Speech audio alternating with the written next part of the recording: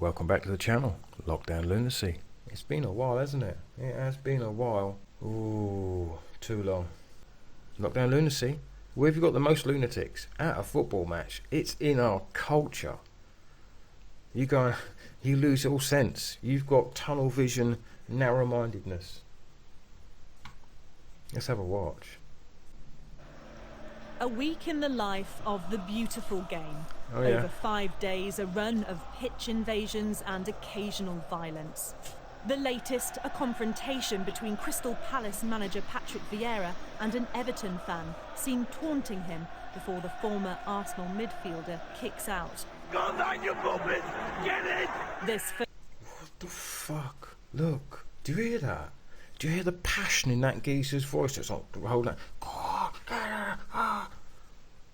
I don't follow football no more. I used to follow it. I was probably like that fella there. I wouldn't be going up like, well, maybe I would. I don't know, but I don't follow because what's it worth to you if your team loses, or what does it do for you personally? Does it put more money on the table in your bank account? Does it put more food on your plate? Does it pay your rent?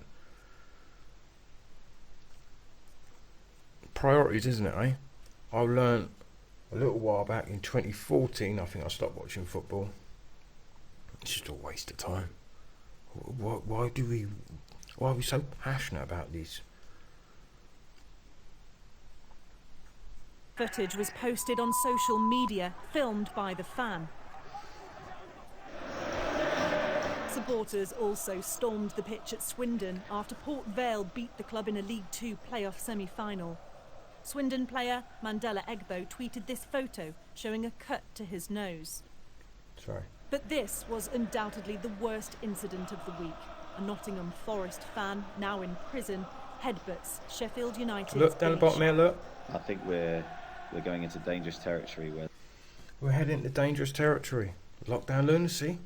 You need to go and watch. If you don't know about British football, go and watch Football Factory with Danny Dyer.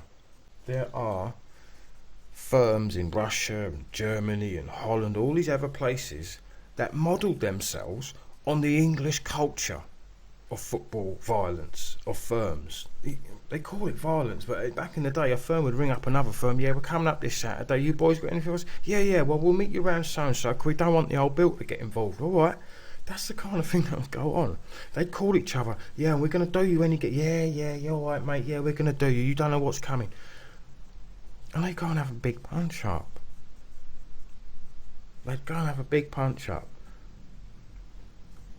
It was well organised to get away from the old bill. They both sides would organise it. This is in our culture. This is the perfect storm for Lockdown Lunacy. They're going to have to stop this. Something. What this geezer done here? Look at this. Look at this plum here in the yellow. Look at this absolute dickhead. We're going into dangerous territory. Shall we see who he is? Let's see who he is, because I was watching this and I stopped it. I thought, I've got to see who this person is. I've got to see his face. I've got to see what happened about it. But he's gone to prison now. He's gone to jail. So let's have a look. Look at this geezer. Look. When you're a meathead. But look at him here, look. Let's get some deets. Let's get some deets. Got carried away in a moment. Lockdown Lunacy. You get carried away in a moment. Lockdown fucking lunacy. And there's a big drinking culture. You can't drink at the ground or in view of the pitch. But Saturday morning, it's culture. You get down to the cafe, you have a good old fry up, full English, son. And then you get down the pub and you drink. The pub opens at 11, you drink, the game starts at 3. Happy days. That's the way it is. He was jailed for 24 weeks. Again, a 10-year football banning order over the invasion. 24 weeks, so you might serve half your time if you like. So that's 12 weeks. 3 months. 3 months. 500, 128.85. Look at this geezer. So he earns 55 grand a year as an electrical engineer. He turned himself into police after footage of the attack went viral. I'm not surprised. Best thing for you to do. You're on 55 grand a year. I don't know what else you got going on in your personal life, but you're not on a bad wage.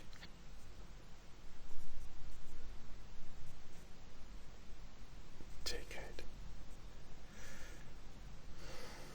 You dodged all the... See, look, I am in view that it was a target act of aggression, even if it was not premeditated.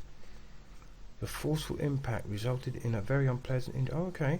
You got injured. This is so serious that a custodial sentence must be imposed. Hey, how about... So you want to stop pitch invasions? We could just do like a little competition thing. Who wants it?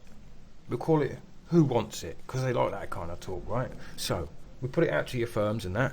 Who wants it?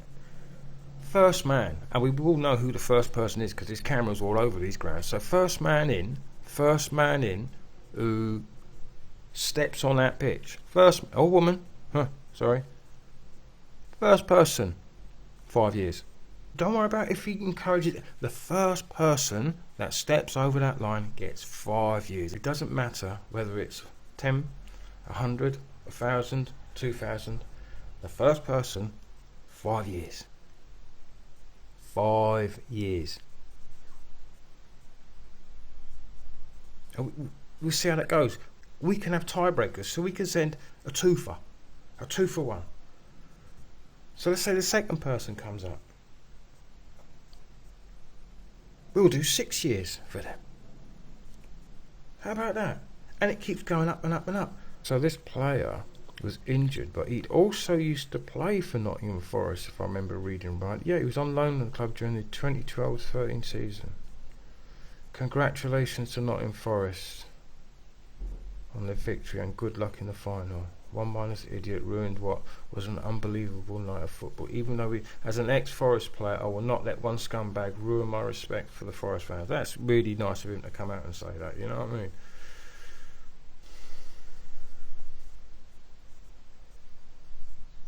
So, first one on the pitch, you get 5 years. Straight out the gate, you can get in 5 years. Let's see who wants it. Who wants it? Oh, I don't know what. Should we just watch a bit more of this? Something could happen in a game that has terrible consequences, and I don't think anyone would want to see that. So I think the authorities have to act quickly to make sure we make the grounds as safe as we can. Disorders on the rise, up 36%. Fans are embarrassed. Depressing and upsetting, to be honest. They're spoiling people's fun, stopping the match. They're putting people at risk. We shouldn't be doing anything which involves criminality. I don't think we should be doing anything which brings our club into disrepute. At Brentford Football Club, more security's in place ahead of Sunday's match with Leeds. One of the directors, also chair of the Supporters Trust, says it's tricky to find the right deterrence. Can see why a lifetime ban is a real disincentive, if you like, to bad behaviour. I just gave them the incentive. I just told you, first one on the pitch, 5 fucking years, mate. Next one on the pitch, you can get fucking 6. Or you could start it at the top and just... No, I would actually increase it. Fuck that. Because by the time you get down, there's probably some dickhead thinking, oh, I've had enough points. I'll do the 2 stretch. Yeah. No. 5 years. First one on the pitch, 5 years, and then just keep it going up. And just see who wants it. See who wants it.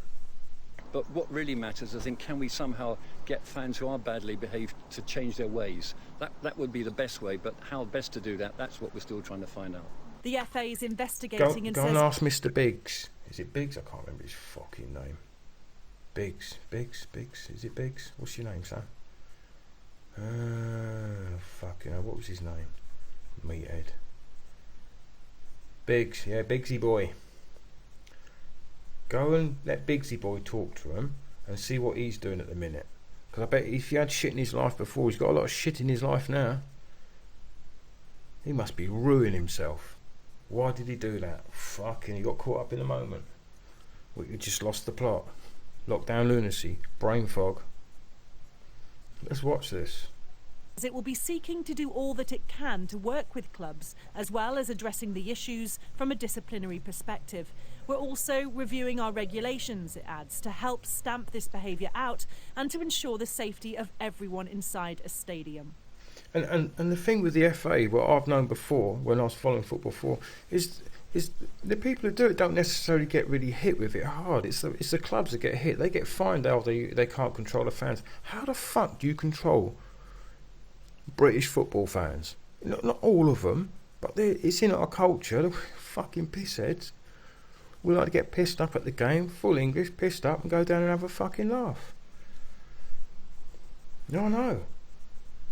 I've done it. I've fucking done it. I could have probably run out on the pitch. I'd like to think I wouldn't headbutt someone though. But I would run out on the pitch. I would.